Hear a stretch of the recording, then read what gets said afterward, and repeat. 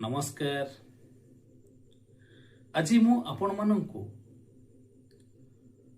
संस्कार विषय रे एक छोटिया गल्पटीए कहबी। जदि भल लगी थाए निश्चित भाव रे आपण मानक मतामत देबे। थरे एमती हेछि ए हाथ आ हमर पाद दुई जनक मध्य रे बहुत जोर रे लड़ाई हेछि। आउ से लड़ाई रे हाथर अभियोग अछि पाद उपरे। जे संसार रे सबु काम मो द्वारा सार्थक होछि। भाग्यर तिलक भी मो स्पर्श रे ही हेताय।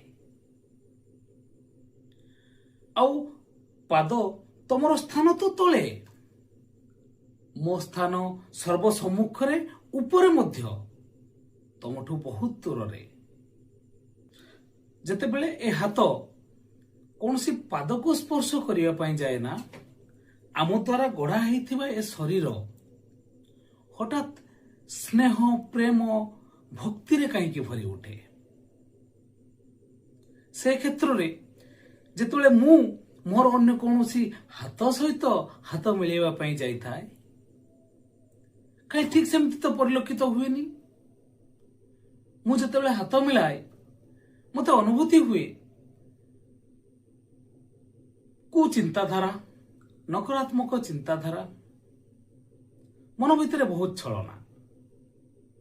मु जेतेबेले पाद को स्पर्श करिया पाई जाए ए पूरा शरीरटा स्नेह प्रेम भक्ति रे भरी उठे। मु जते चेष्टा करले भी बुझी पारुनी यार कारण कौन। धीर शांत शिष्ट पाद प्रति उत्तर रे धीर स्वर रे हाथ को कहिला, भाई मोर स्थान तो तले, आपण मोठू बहुत उपरे।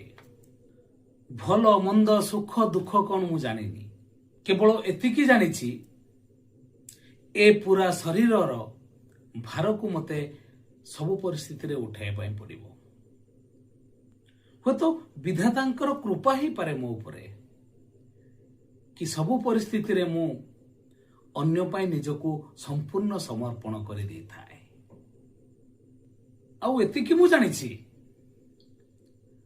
जोठी अन्य पाई निजको समर्पण कर दिया जाई थाए ना, ताकू ए समाज पूज्यर आख्या दे थाए।